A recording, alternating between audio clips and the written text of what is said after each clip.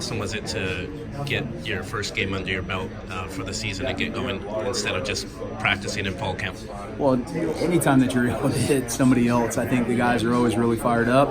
And every week is just, it's good to get the competition back and being able to get into a game type environment and play at a different kind of speed, quite honestly. But, obviously it's nice to be able to get that type of film on tape, to be able to know what we need to improve at and what we need to get better at going into week 2. And then how did you feel the offense looked on a whole as far as execution and stuff?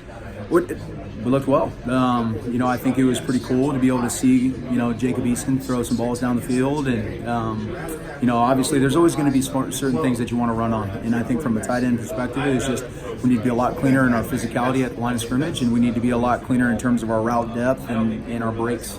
And as far as the tight end group goes as a whole, I mean, you have some really talented players there, but I think what's not often talked about is how they block so well. And so what is the mindset for your group as far as blocking? Well, I think they're just grinders. That's what we take pride in, is just being able to play ultimately physical and be an extension of the offensive line. And, however we move the ball down the field and get it in the end zone, whether it be a run play or catching a touchdown, either way, we're equally as happy and just want to execute our job the best as possible. And when you look at Cal's defense looking ahead to this weekend, what is it about their defense that stands out to you? Well, one is their ability to go get turnovers. I think that those guys are elite at being able to go get the ball out of the air, and I think you guys got to be really, really cautious about ball security.